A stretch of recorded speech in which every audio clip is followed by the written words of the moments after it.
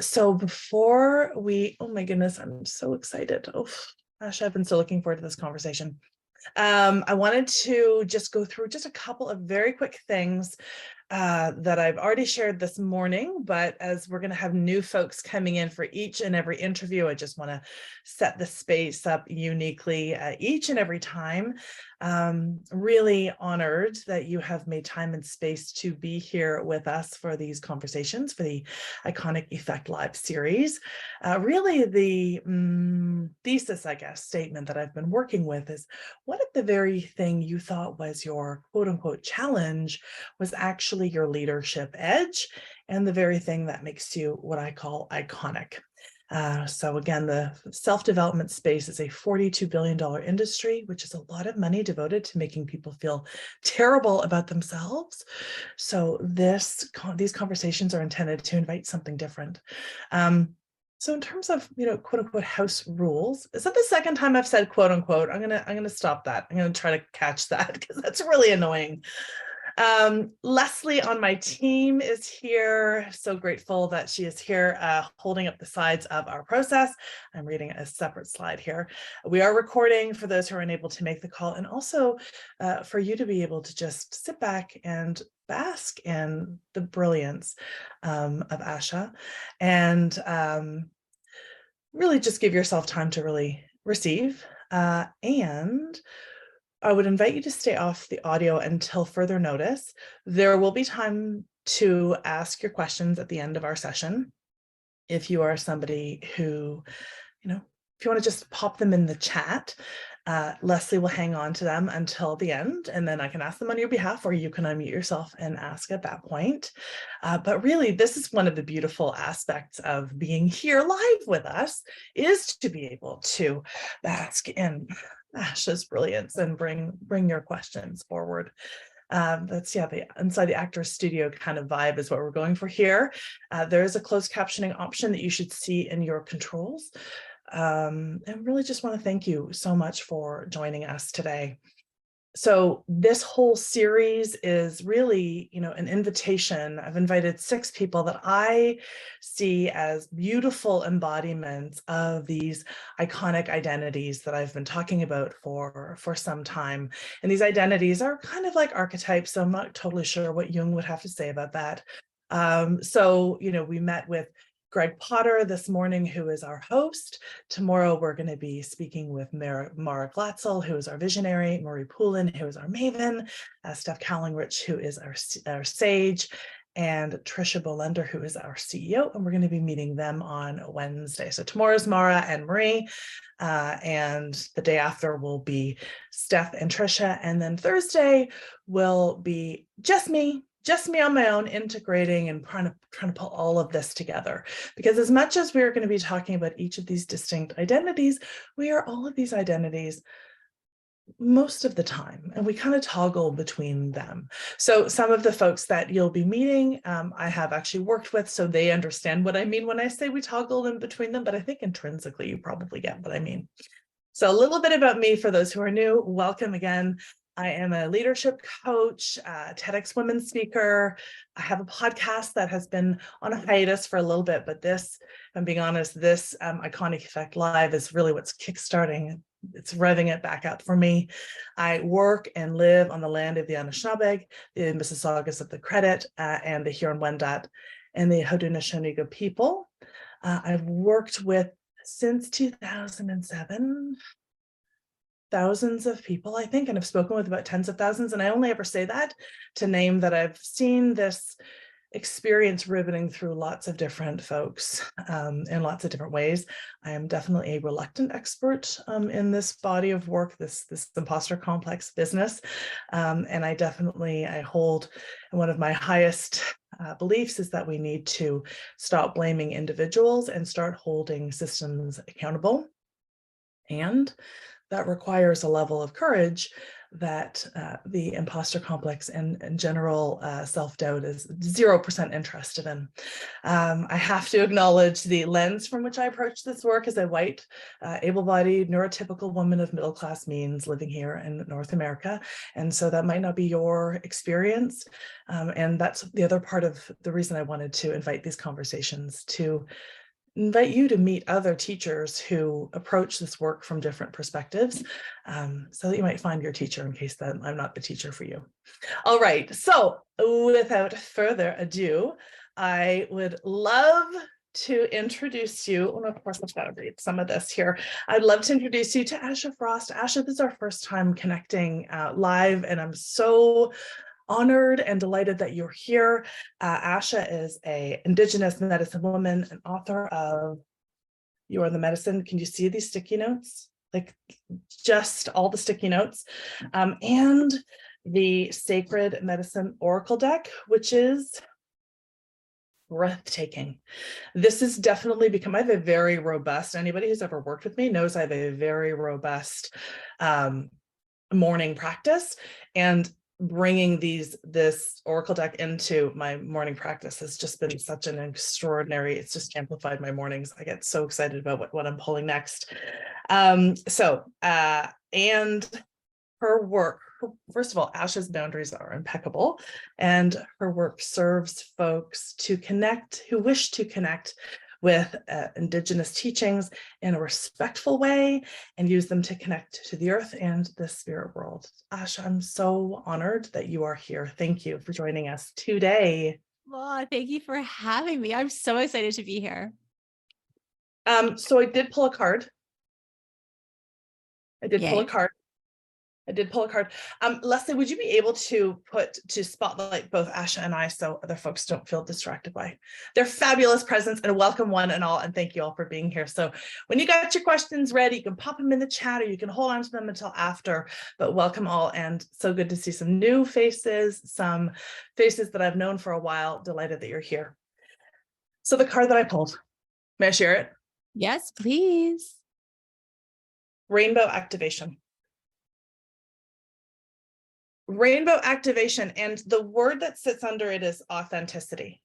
And you know, if I scripted this, I don't know that I could have done a better job of that, because the part of our conversation today about your work and about boundaries, for me, comes down to integrity. And the way I see integrity comes down to holding an authenticity. That's the portal for me, honoring our word to ourselves as much as to others, and holding a loyalty to our vision, which I believe, you know, again, will probably project. I feel like those are areas that you are so deeply gifted, holding this loyalty to vision, authenticity. You are who you say you are. You are who you say you are, and honoring your word to yourself as much as to others. So, oh my goodness. Thank you. That's a beautiful reflection back to me. I received that with an open heart. Thank you. Thank you. Thank you. Okay. So I talk about the healer as an archetype, and I recognize the way that even talking about archetypes, again, I don't know what you would have to say about talking about archetypes, but also that there's a way in which it can be a little almost reductive to talk about, you know, identities and archetypes, that kind of thing, particularly given that you are a bona fide healer. And, you know, so rather than like this role that you're donning, you're a healer. So would you tell us what it means to be a healer? I loved how you started this conversation speaking about the lens of your work and how the wellness industry, the new age industry, the self-help industry really comes at us at a place that we're broken. And I think that because I was diagnosed with lupus when I was 17, I thought I was broken when I was 17, and I did everything in my power to try to fix myself. So the healer emerged from a really deep place within me when I had to come into relationship with my own healer and realize that I'm not broken. There are many systems that have told me I'm broken. I was broken. And so I think for me, the healer has been like a self-reflection of this like inner healing vital force that exists in all of us, that has just been paid attention to a lot since I was 17. And it has been through a lot of cracking open. It has been through a lot of unwinding and re-indigenization and decolonization and all of those things to try to come home to the fact that I am the medicine, just like I say in my book. And I believe that we all do have that healing capability. And I think perhaps maybe some of us have just chosen that path in a more deep way, or our ancestors saw that vision for us and we're walking that in the world. Every little bit of that, right? Every little bit of that also feels like exquisite medicine. Yeah, so that is the name of your book. You are the medicine. And you're like, yeah, I know. I wrote it. I wrote it, Tanya, guys. I wrote it. This book, I told you, meets me in my dreams. I have read it and reread it numerous times at this point. And it's so interesting to me that every time, this incantation, you are the medicine, you are the medicine, you are the medicine. It's just like it's the beat that holds the entire book together. What does that mean? You are the medicine. What does that mean? It really came from my own journey of actually trying to remember that. And many times feeling like I wasn't, I think. So as I do believe we teach what we are learning, or the wisdom that is coming forward, I think because those systems told me I was broken, especially as an Indigenous woman, the systems told me I was not enough. I was not worthy of taking up space. I was not worthy of rising. All of these things, I had to come back to that truth that I had this deep medicine that has been buried and stripped away through attempted genocide. And the medicine was so profound and powerful. And our connection to the earth is so inherent that it was always a truth that was living and breathing inside of me. It just needed uncovering. And I do believe I've sat in front of thousands of folks as a homeopath. And as I sat in front of them, part of my medicine was to see their medicine instantly as I sat before me, and to see through the lens of that medicine self versus the broken narrative that we all have. Especially I sat with a lot of people with chronic illness, as I sit within the world. And I think that part of my work was to bring them back into that truth that they are the medicine, that you have this pulse of divine energy that somehow we forget, or somehow we get pulled out of, or somehow the narrative gets placed upon us by these systems to tell us that we need to be fixed, and that we don't have. I mean, I love guides, I love coaches, I love all of these things as ways to bring us back to that truth. But that inner vital force, we all have it lit inside of us. So that's what You're the Medicine means. You have that. Were you able to, at 17, were you able to see that in others more clearly than for yourself, their medicine? Oh, yes. I think I was able to see. I think I still am. I think it's just, that's easier to see. Isn't that the way it is? It's sometimes easier to see it in others, see their gifts, see their light, see the profound change they have here on this planet. So I still work at that, at reflecting that back to myself. Yeah. What do you make of that? I mean, that's a big question, but why is that the case? Why is it so much easier?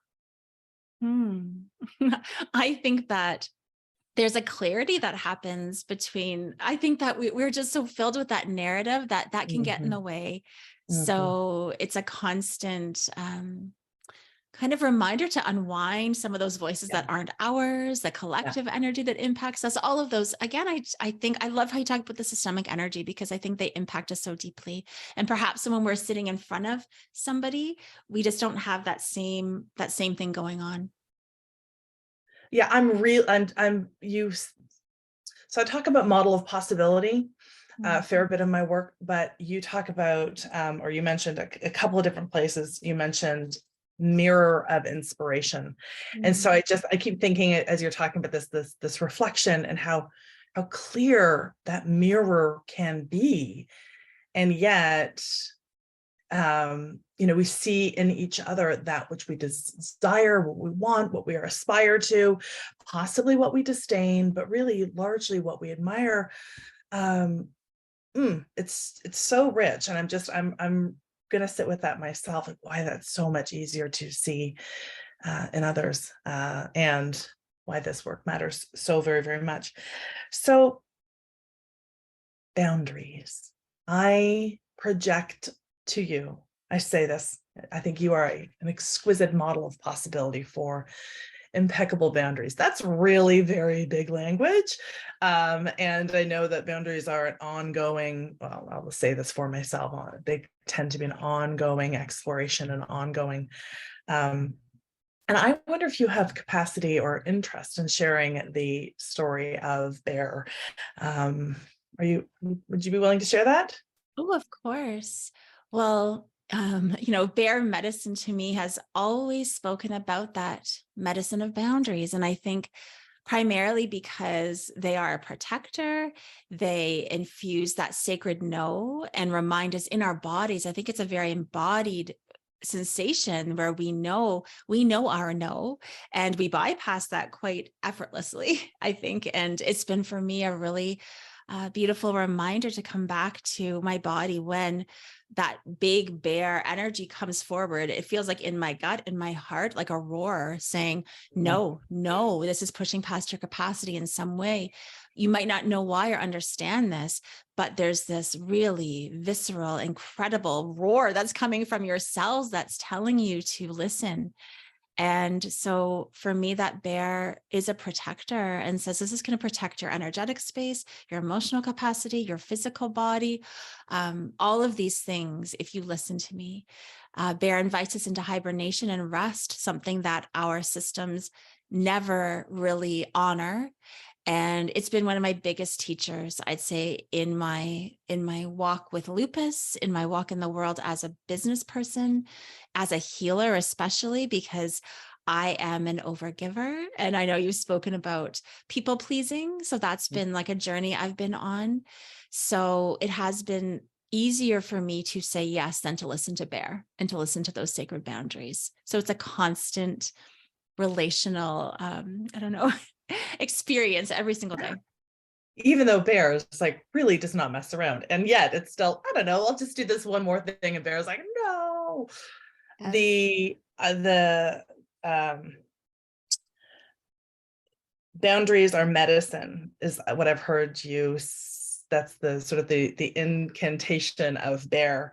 And I love your telling of the moon legend of Bear as the overgiver, the over deliverer, and then all of a sudden was like, and Steen, like just, Bear on the brink of burnout, being like, yeah, I just need to go rest. And that's that's what hibernation is.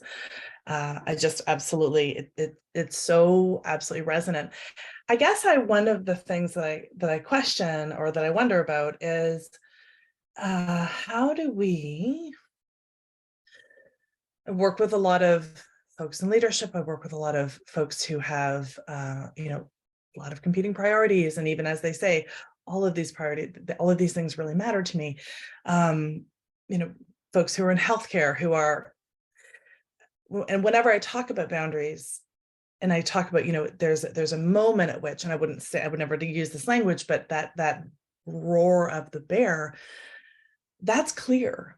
How have you tuned into the quieter rumblings, the quieter whispers of no, so that you don't allow yourself to get to that cooked place? Yes. Well, I want to first say that I don't think I always do. I think I'm better than I used to be at this, but sometimes it comes a little bit later. So I think the most important thing is that I listen. So I'll give you an example. I've said yes to a lot of things over the last 2 years because I was launching a book and launching a deck. And it was a new experience for me to then running a business the way I used to. So I really gained capacity and I had really good boundaries in the business that I had before. And then I was doing this new thing. So I had to test them out. So I had a new relationship with Bear where it was like, okay, what are the new callings here? What is the new sensation in my body? And what I've learned is that I might have said yes to something. And then when it feels really bad in my body or it feels like really misaligned, then that roar might come a little bit later. So I just want to say, like, sometimes we don't get it right away. And it's still building a relationship with that Bear growl. If you do it, when it's time and you're learning and your wisdom, it still matters. So I don't ever want anybody to feel shame because, that happens to me sometimes where I think I thought I've learned this already, or in that time of my life, I was so good at saying no. And now this new opportunity has come my way and I haven't learned that. So I think having that dance, it's like a new dance, right? With Bear, but listening to the little rumbles, I think I've gotten really clear. In my body, I have a very clear sensation.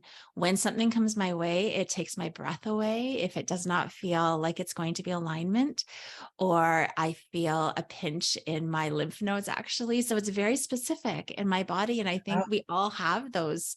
We all have those little nudges that are, I think, because we've been so over mentalized, we can forget about the sensations. So I've had to practice listening to the sensations that happen. And of course, when I bypass those or overstep those, then the lesson will come in a different way, 2 years down the line when all of a sudden I'm past my capacity or it's not a match energetically. And I knew it. My body knew it. My lymph nodes knew it or my lungs knew it. So for me, it's a sensation thing. That is so helpful. And I honestly don't know that I've ever heard somebody articulate it in that way. I don't know that I feel like I do deep listening. I don't think I pay enough attention to the sensations in my body. I think that's just the absolute truth of it. So I'll catch it later, but I'm looking for the patterns more so than the sensations, which tells me that when I step up here far too much, it's really, well, maybe not far too much. It's what I've done. And now that I've got this new awareness, I can bring that in. So thank you so much for that in a very, very practical way. I'm going to start using that and recognizing what's actually happening in my being. And what's that? All of a sudden, I just had this, oh shit moment. Like I had this like very visceral, like, oh no, what's that? That was really strange. Oh no, I actually have to listen. Like I actually have to keep listening. Wow. Yeah, it's interesting. I've been talking about this lately too about, I talk about colonization and the impact that had on Indigenous people, and it's had on all of us. It's this colonization of our bodies, right? We do, and I know this because from being a homeopath for 20 years, where I'd say, what does that feel like in your body? And somebody would say, well, I feel sad. No, not like a feeling. Like what sensation? Does it feel buzzy? Does it feel like a knife is going through your heart? Does it feel like, and people could not name that. And I realized, oh my goodness, it's because we've all been colonized and disconnected from our bodies because our bodies are land, our bodies are earth, and we have been disconnected. I see us floating sometimes just like on top of the land, our feet not rooted. And if our feet aren't rooted to the land, then we're not going to be fully in touch with the sensations that we're feeling as earth in our body. Got that. Got that. As you were naming that, I was thinking, I wouldn't even know. Well, so where I went immediately was, I wouldn't know. I think you said you you feel a pinch in your lymph nodes. My immediate thought was, I wouldn't even know where my lymph nodes even are. So I just feel this, this big whoosh of, I get it. I mean, I get it, and I'm looking forward to getting it. So thank you so much for that. You name in your book, you wrote a letter, was it Dear White Women? Mm-hmm. And you were talking about the shaking that you had. the shaking that you experienced every time you witnessed the objectification or the denial or overt colonization. I'm putting words, I'm naming things in the way that I remembered, but do you have capacity to share what happened there? That Of shaking and that visceral course. knowing and the Oh my letter? goodness. Yes. I mean, that's a perfect example of something that was happening in my body that I was trying to suppress for a really long time. And I remember, I mean, it'll still happen in some ways, but after naming it, it got a lot better. I would see, and this was, probably 10, 15 years ago, I would just see people sort of taking our medicines, non-Indigenous people, well, mostly white women, because I Mhm. say white women and people get all like freaked out about that, but it wasn't Black women, it wasn't South Asian women, it wasn't other women of color, it was white women. Yeah. And they would be taking our medicines and they'd be using them for profit. They'd be co-opting them, they'd be using them not the ways they were intended to be used. And I tend to be a very open-hearted person. So I didn't, I don't want to judge or any of those things, but I'd feel it in my body and I'd feel the shaking and I'd feel like my feet lifted off the earth and I couldn't settle my legs down. And after this happened many, many times, and I would call up some friends and be like, this is just happening. I'm seeing people use sage in their Facebook ads and they're trying to sell programs. And these people are making like their six-figure businesses and they're taking from our teachings, but not acknowledging any of the people that they're taking them from. They're not uplifting Indigenous voices. They don't even see us. We're invisible in this online world. And it felt so painful. So I put it into words, and it was words that had been living in my body. I wrote it as a blog post, not thinking nobody read my blogs. I mean, I had a small community and nobody read them. So I put it out there thinking, oh, this is not going to go anywhere. And it went everywhere. And it went everywhere fast. I think it was like 22,000 shares or something in like 2 weeks. Which was a lot for me, who had never really had that before. So I wasn't really ready capacity wise for my voice to be amplified in that way. And I wasn't ready for the fallout or the response that came either, because of course people are going to read what they want to read. My intention was to write it as my heart is open as an invitation for us to come in relationship together and to start thinking about these things that nobody was talking about. And some people received that invitation and they wanted to work together, and other people took massive offense to it and then projected all of that upon me. So it took me about over a year to be able to open my email again, because I went into this trauma response because people were so angry. So I didn't feel safe to open any DM or because people were just so angry, and I didn't know what I was going to open myself up to when I opened something. And that was the start. That was the start of before I wrote my book. It was powerful and it was painful too. And people also love to tell me their stories. So they would write me these novels of like, I was a Cherokee princess in a past life, and you don't understand why I use this sage stick. This is like just all of these they wanted me to affirm them, that it was okay that they did because they had all these past lives as Indigenous people, which I believe in. I totally do. But you don't put it on the Indigenous person to affirm your past life story. That's just not something to do. So I had to do a lot of education after that. So I guess there's some bear medicine coming through that experience as well. I can only imagine. And so is it fair then to say that you are the medicine? I mean, I feel you said this had been moving through you for quite some time.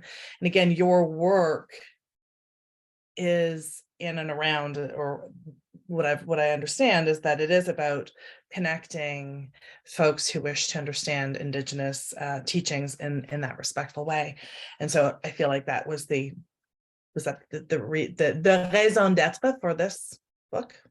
Yes, it was. It was. And again, I added the letter in that book because I sit in a very interesting place. I sit in a place where my ancestors have guided me to share these teachings with all people.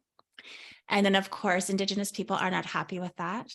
So I sit in a place where I feel that I am doing this for the Indigenous youth that aren't seen. I'm doing this for the people who don't have clean water and First Nations on Turtle Island. I'm doing this so more people care about Indigenous people and our way of living right now that is currently here. And not everybody sees that. So I want to share this in a way where, yes, please be in relationship with these teachings, and please be in relationship with the people these teachings come from. And that is just, I think that's a pretty simple request. I think I do it with an open heart and of love, and not everybody understands it that way, and that's okay. But that is very clear inside of me. That's my bear voice coming out and saying, this is what I'm here for.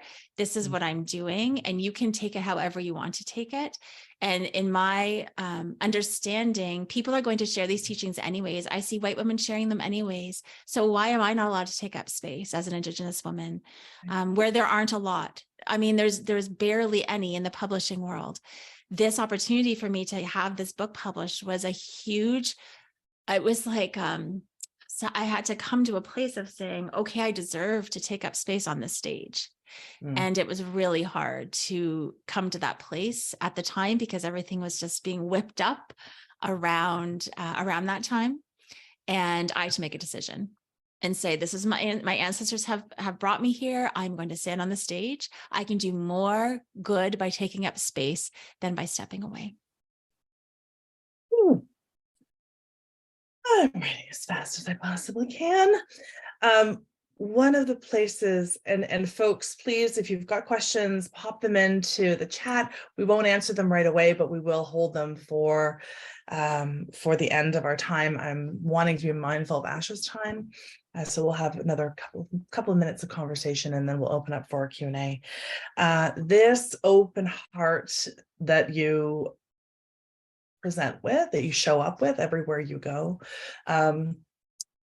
the golden shadow that I talk about that sits inside leaky boundaries is that of generosity. And I think that boundaries, but boundaries, to be honest, aren't actually the cornerstone of my work. They really aren't. They are something that I recognize that folks feel challenged with for all of the reasons that you've mentioned, as well as comparison, which your book talks about a lot, and diminishment, which your book talks about a lot, and perfectionism, which your book talks about a lot, procrastination, and then of course it's people pleasing. So again, please, folks, if you do not have your copy of You Are the Medicine, I highly recommend it. It's so rich. So I talk about those different attributes of sort of as coping mechanisms, dealing with the fact that, what if we don't belong? What if I'm actually the imposter? What if? How do I navigate these systems? And then each of them hold this, like I said, this golden shadow, and I want to amplify those. So generosity is the value that I believe sits next to leaky boundaries, and perhaps you've got a different perspective on that as well. And then that archetype being that of the healer, as the healer is deeply generous with their time, their resources, et cetera, et cetera. And that can, of course, be compromised. So how do you, as a healer, make sure that you keep yourself in your own circle of care? That is such a good question. I have burnt out time and time again in the different iterations of my business. I think what I used to do is just like, I'm done with that. So, my private practice, I'm done. I'm leaving. I'm starting an online membership. Oh, I burnt out my online membership. I'm done. I'm starting. It's like, I just tended to like close up and feel like that was finished, but that lesson kept coming my way. So now I think it's about, I've had to really come into relationship with my worth, I think, and just understanding that my worth isn't from simply giving or my generous heart. I also believe that from a true Indigenous perspective, we have always been super generous. I think I have it in my book that I have this vision of us with open hearts, welcoming in settlers onto our land. So I think it just comes naturally from my bones and my blood, that generosity of heart. But I know now my body is so important. So that is like, a non-negotiable. I think I do not want to sacrifice myself anymore, but it's been such a long time. It's honestly taking me into the last 2 years to really say, like, I'm not sacrificing myself anymore.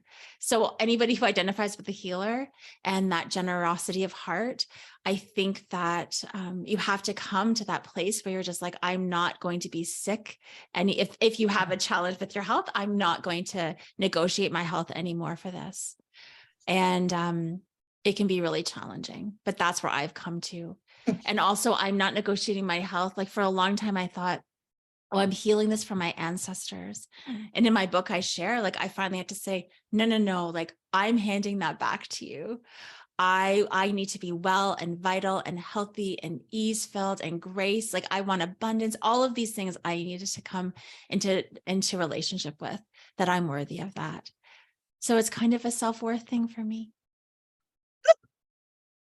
My goodness. I also have to say, I have not heard it so exquisitely worded. I am not going to negotiate with my health, or I'm not going to negotiate my health. I mean, that's so deeply powerful and so incredibly clear. Thank you for modeling that for us. And the I'll just name it, there's not your words again, but the work in progress aspect of it, right? So for every next level of capacity growth, there are going to be different negotiations that are going to be happening as well. Always. What is, I mean, this is not my final question. It feels like it's a final question, but I'm really curious. What's next? What's the next container that you can envision if you're able to share, if you know? Yeah, what's so interesting about this, and I want to presence this too, is because I tend to really live in that cyclical way. And I know that our society kind of pushes us, right? Like, like, let's do the next thing. I have another deck that's coming out next year, which I'm so excited about. And when this deck came out, I was really supposed to start on it, and I haven't yet, because I need this huge, almost like this, like, palate cleansing, right? Of just like, let me celebrate and let me go through the medicine wheel and end this cycle first, and just let all of this just kind of, release and clear. I need to integrate. So I can't push past that, which is so fascinating to me. But since the equinox, I feel like these downloads of creation. And I had a membership for almost 3 years and I loved it. And then it was during COVID and it just burnt me out. And I miss community. I miss holding space in community. So I'm planning on doing a 13 moon ceremony for 13 months, inviting folks into ceremony with me for 13 moons. That goes along with the book. And it just feels so right. And it's something I wanted to do 2 years ago, but it wasn't ready. So for me, the seeds plant really deep until they get roots. And the roots have to get water and the roots have to get sunlight, and then it can come into fruition. But for me, it's a bit of a slow grow. I'm a bit like a turtle in that way. I think it just comes through, and maybe that's a healer thing too. But yeah, I can't rush things. So that's what's now growing. Well, I just hear you like, you can't rush listening. I mean, if listening is what's like that, you can't just conjure things like just now. I just appreciate that. First of all, so a couple of things. One is when I heard on the ceremony, the deck, what'd you call it? The deck. The oracle deck? The 13 moons? Yeah, no, last week you did on the equinox. You had the equinox. Oh yeah, the deck activation ceremony. Deck activation. That's the word. Thank you. I heard you talking about the membership, and I heard the love and the care and the longing and the missing, and I made a little mental note to myself. I wonder if that's something that is coming through Asha now, because I could just really hear that you had been missing that, and I really appreciate. I talk a fair bit about celebration, not as something that I necessarily teach, but in all of my spaces, celebration is such an important piece. Not because it's the Prosecco and sparklers, though if that's important to folks, that's fine too. But the idea of integration, and so thank you for just being like, okay, let's pause here. Let's just be in the moment that this has now been created and people are using it, and the ego wants to want more than it wants to get, so we are perpetually moving on to the next, which makes it hard for us to build on all that we've done if we don't take that time. So I really appreciate you naming that, and not pushing past. It's beautiful. Heather, I mean, I really, one of my deep appreciations for your work is, and I'll say your work, and then I think it's your work also, is how clearly and exquisitely and beautifully you attribute your teachers. You honor your teachers, you honor the folks that have come before you, you honor everything that brings the wisdom in. And I think that there's such a, again, there's the micro and the macro that I really appreciate. And when I'm quick to barrel forward, I think about you as the healer, and I think about, where does this come from? Who do I need to attribute? Who am I learning from? So I want to thank you so much for that. Oh goodness. Yeah, well, it's easy. I have had so many teachers in my life, so many, and all of my patients, like from my practice, were my teachers. All the people I sit in circle with are my teachers. I just feel so grateful that there's so many people hold medicine. Everybody does, and I can learn from them. Absolutely. So for the folks that are here, that are live present, that are going to have the opportunity to ask you their questions, and for folks who are listening beyond, like I said, we've had hundreds of people registering, so lots of folks who will be listening. What is it that you want folks to know above all else? Ooh, that's a big one. What is it that you want folks to know? I think it's that they're not broken. I think that's such a harmful narrative that we're not even conscious of necessarily, trying to fix ourselves constantly. And I think the world is set up for us to buy into that every single day. So if they can return to that, divine spark, their creation story, and that vital force within, just for a moment a day, then I think that that's what I want them to know, to remember that. Thank you. Thank you. Thank you. Thank you. Thank you. It's beautiful. We will, of course, link all of your book, your deck, your site. Is there anything else where else can folks find you other than well, let me ask you this differently. How do you like folks to connect with you the most?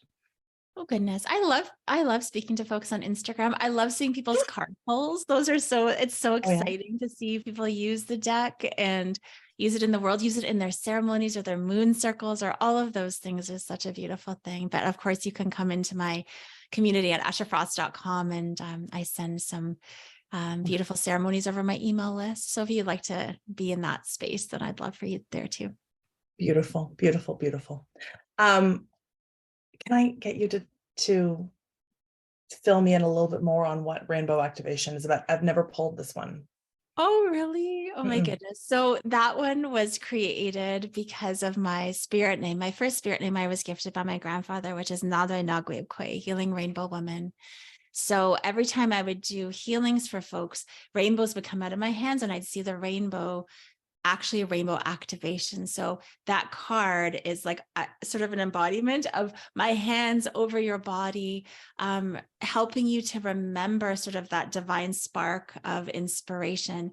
So as you chose that card, I'm feeling for all of the folks that are listening here live or on the replay, it's invoking all of like the beautiful prismatic energy that you carry, calling all your life experiences, the challenge, the wisdom, all of it together, and just remembering that you have like so much more wisdom than you could ever know. And it's weaving it together. So I see this like rainbow vortex around you, and reminding you of your beauty. It's a beauty card too. So please remember you're beautiful. Thank you. Thank you. Thank you. Steph Littlebird is the illustrator for the Oracle deck, and I new to their work, so I'm so grateful for that as well. Honestly, just really exquisite. Okay, folks, now is your opportunity for the next 10-ish minutes. I want to be really mindful of Asha's time for questions that you have. I see, so I guess Leslie's shared. Asha, do you have a favorite healing modality? Oh goodness, I love that question. Yes, over the years of doing healing sort of for the lupus, I think I love homeopathy. It's like my first and very most deepest love because it has helped me through times where I haven't been able to walk, where I have my hair's fallen out. It's helped me from fear of dying. Like all of these things has helped me so deeply. And actually colon hydrotherapy, that's really personal, but those are my two favorites that really have helped me in my life the most. Which therapy was that? I'm sorry, I missed Col- that. colon hydrotherapy, colonics. Oh, okay. Fantastic. Thank you. Thank you. Other questions that you have? One that somebody messaged me was, is it okay for white women to talk about medicine with a capital M? Hmm. I think so. I mean, you could ask any Yes. any indigenous person, not everybody would say yes, Yeah. but I believe so. And I think I really feel like, first of all, I'm not the police of anybody. So I think like, people are asking for, I think sometimes approval in that way. And I think only you know in your heart how you hold your relationship with Indigenous people. So the question is, do you know the history of the land that you stand upon? Do you know the people are the original stewards of the land? How are you uplifting Indigenous people? What are you doing to be in right relationship with reconciliation? And if you can answer those questions in a way where you're on a learning path or a growth path, then I believe absolutely, if you want to hold that in a reverent way, that's so beautiful for you to do. Thank you. Thank you. And I think that's a really important, what you named, and you named this earlier as well, looking for approval or affirmation. Thank you for always reminding us to come back to what we know and what we can perceive, and then to also challenge that as well, Yeah. given how much of what we perceive is structurally informed as well. Yeah. And I think it's so beautiful to ask for permission. I know a lot of teachers like ask, go ask for the permission of the people who are on that land. Sometimes we don't have access to permission in that way. I know that in my journey too, I've always wanted somebody kind of to tap me on top of the head and be like, you're doing a good job. You have the permission to do this in your life. And I think many of us wait for that before we actually do the thing. And I know I have many times in my life thinking, oh my goodness, when am I ready to share this? When like an elder taps me on the head and says, it's time for you to do that. Not everybody has access to that, sadly. And I think we need to offer each other grace in that way too, because we don't have access to that on our path always. Right. Okay, thank you. Folks, please go ahead and ask your questions in the chat. And if you would rather me not read, go ahead and let us know you have a question. Go ahead, raise your hand. And then you can take yourself off mute and ask the question. Okay, I see another question here. Do you have a favorite of the moons? And I think maybe, is there a moon that's most resonant for you? Maybe is. Oh, nobody has asked me that question over this whole year of my book being out in the world. Yes, I'd say June. The moon in June is the strawberry moon. It's Strawberry? my favorite. Yeah, because it's where National Truth and Reconciliation Day and the National Indigenous Day is in June. But there's something about, there's this beautiful strawberry moon song that I sing in Anishinaabe, and my children learned it with me last year. So it feels like a really special time where we remember the heartberry. So I'd say the strawberry moon's my favorite. Yes. Thank you for asking. Yeah, that's a great question. The heartberry. Did you all hear that? I didn't ever make that connection until I read the book. Okay, well, is there anything, do you have something that you love when people ask you and you get a chance to share it? Asha, is there anything? You know what I'm going to do is I'm going to do one more reading. I'm going to do one more reading for us for the spring equinox energy, because we're just moved into that. So I'm going to choose for everybody here 3 cards just for the energy that we're moving into. So if you have a question on your heart, or if you have a question right now that you're just wondering about, just hold it in your heart, put it out to the universe, put it out to the ancestors, and we'll see what comes forward. So these 3 energies are the medicines that are weaving through the next season for you. So the next 3 months, and we'll see what comes forward. Okay, so the first one is the Peaceful Warrior, which is that potency card. And this calls us back to trusting in our way, trusting in your nature, trusting in the unseen.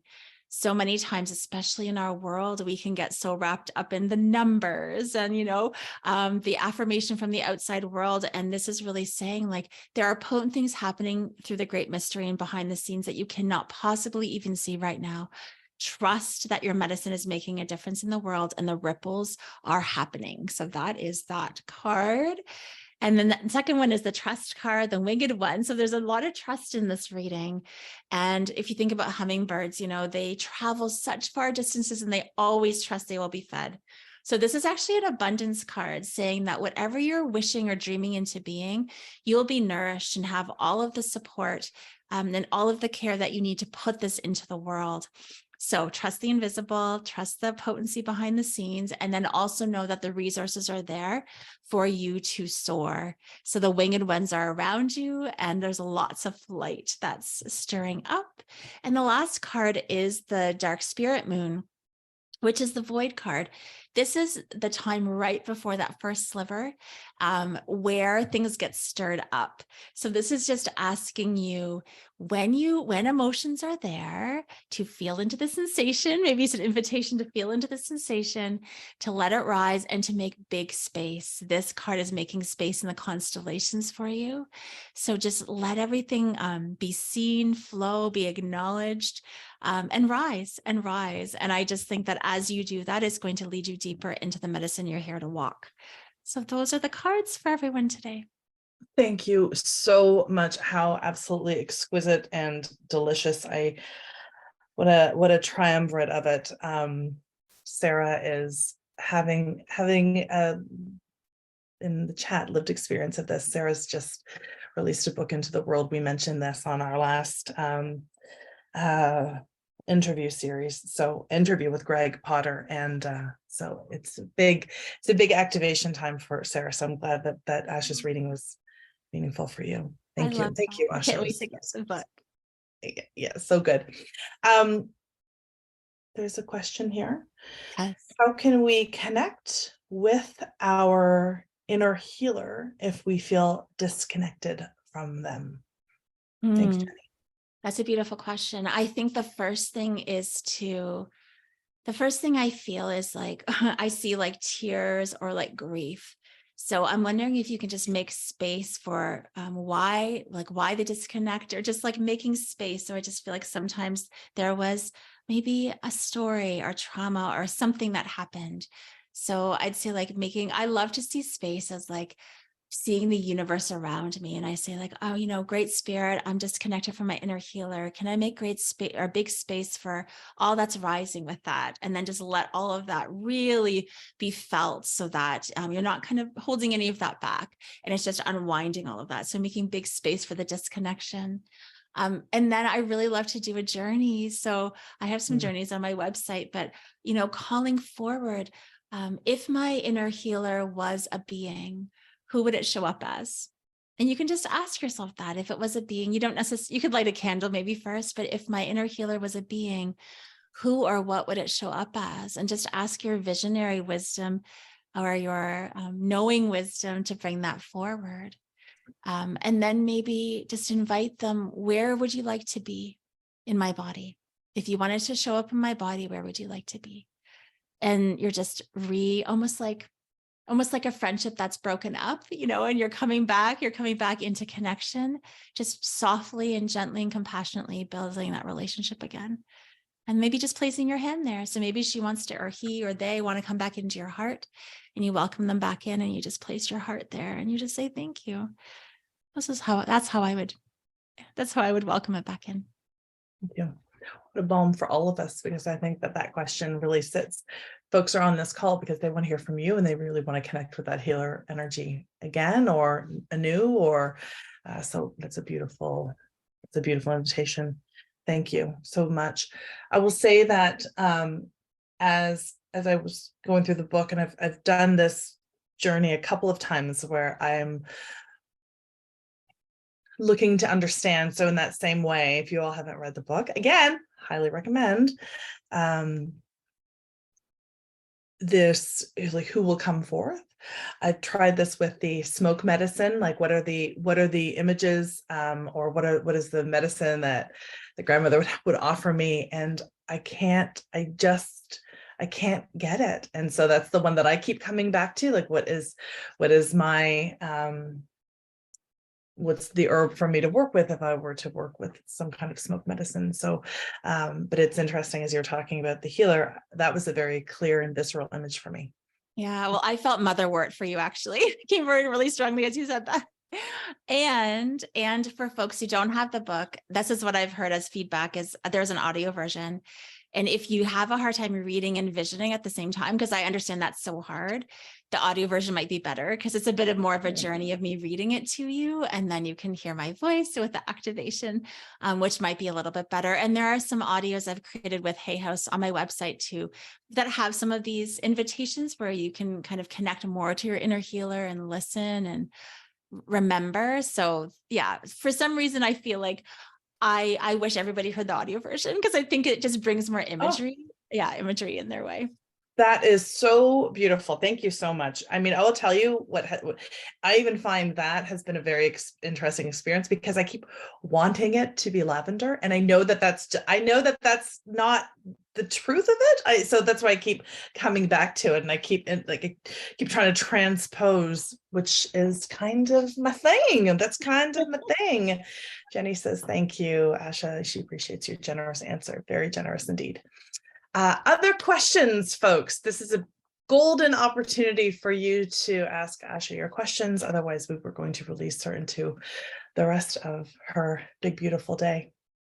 Asha, really just so deeply grateful for your time and the way you have shared so exquisitely generously. Just really grateful for your work and your presence in the world, and also for taking the time to be with us today. Oh boy, here we go. If you could share one lesson, what would it be?